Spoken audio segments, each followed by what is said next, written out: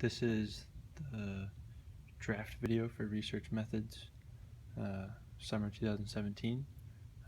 Sam DeYoung. And my project was Knowledge Clouds by Lateral Office, which focused on the lack of educational opportunities for the Inuit, the First Nations, and the Métis people of northern Canada. They really are very isolated in terms of their opportunities, both economically and also geographically. You can see how in this diagram it highlights the distance traveled to a higher education, and whether that be universities, colleges, trade schools. It's much larger, most of the time greater than 500 kilometers, versus that of the rest of the world, but also those living in Lower Canada, which is well under 50 kilometers. Really the only educational opportunities that these people have is generational information that's passed down from word of mouth, or possibly some aspect of scientific knowledge due to the extensive research that's done in northern Canada for oil, natural gas, and environment. So really, as you can see from the map, the black dots represent settlements for these people, the Métis, the Inuit, and the First Nations people. And then the white and gray dots represent the universities and colleges of Canada as a whole. And really there's only one that's above the Arctic Circle here, and there's really only another one here where people have remote access to knowledge. But as you get to places further south in Hudson Bay and further north in Nunavut, the distance that they have to travel to go to those places is much greater. And in 2005, within Inuit Nunaat, the median income was about $17,000, which is $43,000 less than that of the non-Aboriginal population. So transportation is very few and far between in terms of the distance that they're willing to travel for higher education. So Lateral Office really was posed with the challenge of taking a centralized model of education and sort of creating a decentralized model out of that. And then in terms of my thesis, I derived that I really wanted to tackle education without a cultural bias on a more global level. So my thesis was design can solve the access to education in developing countries without sacrificing a cultural bias. And my discourse was developing countries lack sufficient access to quality primary and secondary education that maintains a cultural bias, and this in turn decreases opportunities and quality of life for many third world countries. And this is because the current brick and mortar model for education installments poses many issues when implemented in developing countries, as tribal boundaries pose a primary issue due to the fact that many tribes don't want to be short-handed in terms of opportunities, and this can create a lot of animosity between tribes, sometimes a lot of conflict, and sometimes can do more harm than good. And so Lateral Office's approach to this was, instead of bringing people to the education, they brought the education to the people. So the framework that Lateral Office used for the research was both a mixture of quantitative and qualitative information. It seemed as though that sided with more of the properties of naturalistic research due to the fact that the scenario they are dealing with is not replicable around the world. Their claim is that the Aboriginal people of northern Canada are undereducated and lack educational opportunities to provide a better lifestyle. Qualitative data was really used as a framework for designing the physical architecture, while quantitative data was from databases and government entities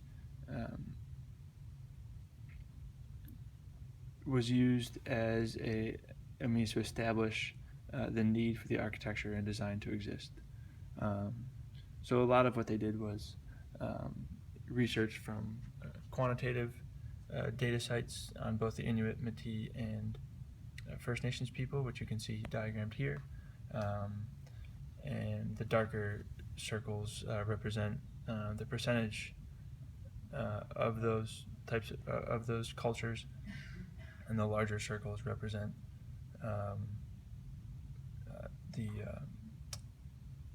the community as a whole in all of Canada.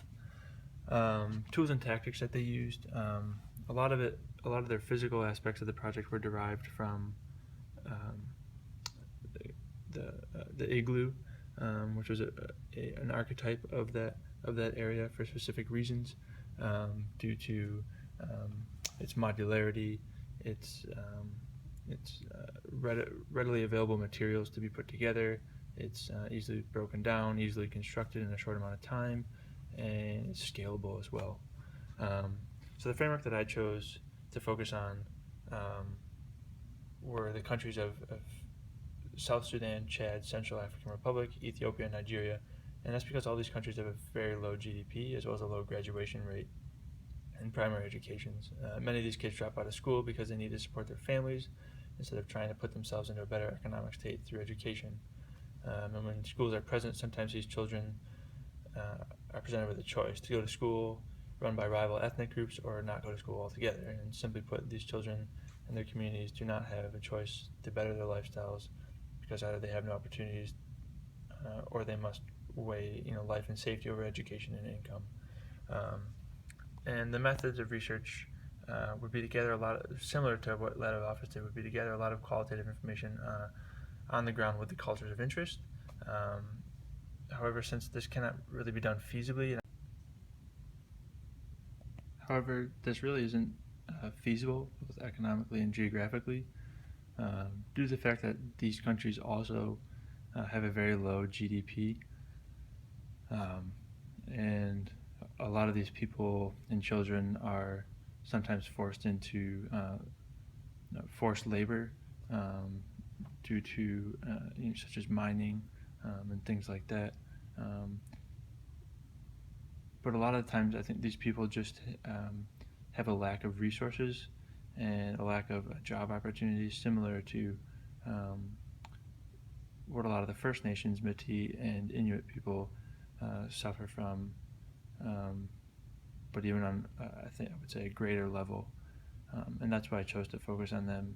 And a lot of the quantitative data would still have to be taken in from global databases and resources like that. There's really no other way to get it. Where I would like to branch off in my project, though, however, is the tools and tactics that would be best to implement would be a feedback loop aimed at allowing education to flow both ways, not only for communities to be able to gain education for the needs and requirements, but for also the outside world and neighboring communities to gain knowledge about these cultures, due to the fact that a lot of cultures are disappearing at a rapid pace, and a lot of cultural information is typically passed down generationally. The site of Lateral Office, as previously mentioned, was Northern Canada, so the Yukon Territory, Northwest Territories, Nunavut, Quebec, Newfoundland, Labrador, and the Queen Elizabeth Islands. These locations pose a lot of challenges geographically due to the fact that they're in Arctic and subarctic regions, so tundra and boreal forest. One of the main issues in dealing with this project was the permafrost, and that Lateral Office had to compensate for this. And to do that, if you remember back here, their superstructure for their modular system sat above ground rather than having a foundation, and this helped both from a modular standpoint and also to sit on the frozen soil. And then one other thing that they really had to pay attention to was the high winds, especially in the Arctic region and subarctic tundra region, which can sometimes increase between 50 and 60 miles per hour during the winter season. And this is where, again, the archetype of the igloo takes more more precedent because it allows as a windbreak, which you'll see in terms of the program and use later on. My site, which is Central Africa, really there's three different ecosystems. There's a desert, the grassland, savanna, and then there's the more tropical regions in Nigeria. So I aimed at developing two different archetypes, one to handle very dry climates which don't have a lot of water, 30 millimeters or 1.18 inches on average, and a daily maximum of 89.6 degrees Fahrenheit during January and 113 degrees Fahrenheit in May, and that's for the desert region. And then a separate system building structure to accommodate the grasslands and tropical regions, where sometimes the average rainfall is 71 inches during the rainy seasons. So they really have two different extremes that you need to be accounted for. The audience that Letter Office went after for their project was the Inuit, Métis, and First Nations people, and their cultural lifestyles played a big role in the fact that they mainly settle in camps or villages, and then branch out to go hunting and provide for their families, which you can see there. Nowadays, these people don't live so much in igloos anymore, and they're more very low quality housing, but the same principles still apply. Whereas in Central Africa, a lot of these tribes are migratory. They have livestock. They're moving sometimes multiple times throughout the year, sometimes every few years as these grasslands sort of become depleted, and then they sort of have to wait for them to rebuild back up to support their livestock.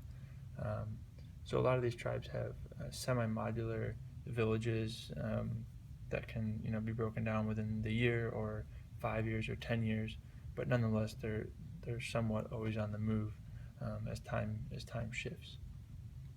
So to accommodate for this, I think that there's two different lifestyles, but both require a modular system to be implemented to provide